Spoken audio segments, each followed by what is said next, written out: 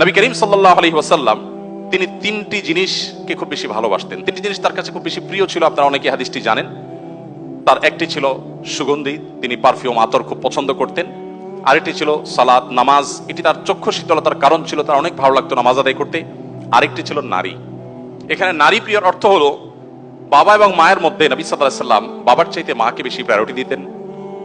সন্তানের মধ্যে ছেলে এবং মেয়ের মধ্যে মেয়েকে বেশি ভালোবাসতেন। এত বেশি ভালোবাসতেন যে প্রিয় নবী সাল্লাল্লাহু আলাইহি ওয়াসাল্লামকে আল্লাহ তাআলা ছেলে সন্তান দিয়েছেন, তাদের সবাইকে শৈশবে মৃত্যু দিয়েছেন, তার একমাত্র চারটি কন্যা সন্তানকে বাঁচিয়ে রেখেছেন। দিন শেষে তিনি কন্যাদের বাবা হয়ে বেঁচে ছিলেন, ছেলেদের বাবা হয়ে বেঁচে ছিলেন না। ঠিক একইভাবে প্রিয় নবী সাল্লাল্লাহু আলাইহি ওয়াসাল্লামের আরেকটি হাদিস সহিহ মুসলিমে বর্ণিত হয়েছে, আমরা জানি নবী সাল্লাল্লাহু আলাইহি ওয়াসাল্লাম বলেছেন, কেউ যদি তার দুটি কন্যা সন্তানকে প্রাপ্তবয়স্ক হওয়া পর্যন্ত সুন্দর আচরণ করে, যথাযথভাবে লালন পালন করে, কোনো প্রকার বৈষম্য না করে, অবিচার না করে, তাদের প্রতি সদাচরণ করে, তো কিয়ামতের ময়দানে নবী সাল্লাল্লাহু আলাইহি ওয়াসাল্লাম বলেছেন সেই লোক শুধু জান্নাতে যাবে না, কিয়ামতের দিন আল্লাহ নবী সাল্লাল্লাহু আলাইহি ওয়াসাল্লাম বলেছেন, আনা ওয়া হুয়া কাহাতাইন, সে এই দুটি আঙ্গুল যেরকম পাশাপাশি অবস্থান করছে জান্নাতে আমার ঠিক কাছাকাছি এইভাবে অবস্থান করবে দুটি কন্যা সন্তানকে যথাযথভাবে পালন করবার কারণে।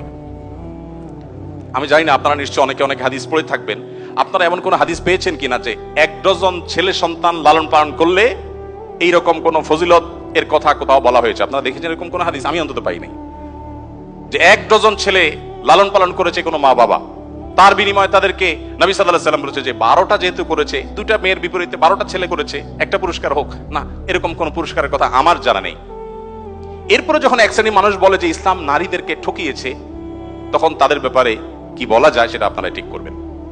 সম্মানিত উপস্থিতি, নবী করিম সাল্লাল্লাহু আলাইহি ওয়াসাল্লাম বলেছেন, কোন বাবা, কোন অভিভাবক, কোন প্যারেন্টস, কোন মা যদি কোনো কন্যার কারণে কন্যা দায়গ্রস্ত হয়ে পড়েন, সমাজের মানুষের কুসংস্কারের কারণে যদি তার মুখটা ছোট হয়ে যায়, কোনো কারণে তিনি যদি কোনটা সময় পরিস্থিতির মধ্যে পড়ে যান, এরপরও তিনি যদি সেই মেয়েদেরকে লালন পালন করার ক্ষেত্রে কোনো কার্পণ্য না করেন, সমাজের বিরুদ্ধে দাঁড়িয়ে বুক টান টান করে যদি তার কন্যাদেরকে তিনি ভালোবাসা দেন, সদাচরণ করেন, তাদের অধিকার যথাযথভাবে দিয়ে দেন,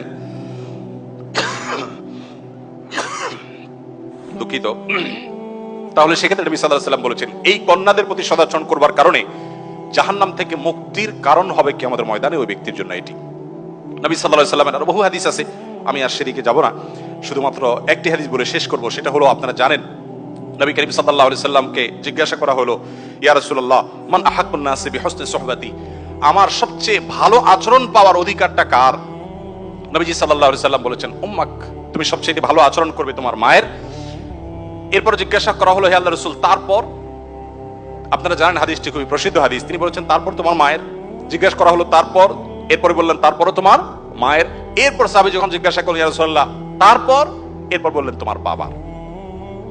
আপনারা অনেকে শুনেছেন ডক্টর জাকির নায়েক, তিনি এই হাদিস প্রসঙ্গে বলেছেন, আল্লাহ নবী সাল্লাল্লাহু আলাইহি ওয়াসাল্লাম গোল্ড মেডেলটাও দিলেন মাকে, তারপর সিলভার মেডেলটাও দিলেন মাকে, ব্রোঞ্জটাও দিলেন মাকে, বাবাকে দিলেন একটা সান্ত্বনা পুরস্কার।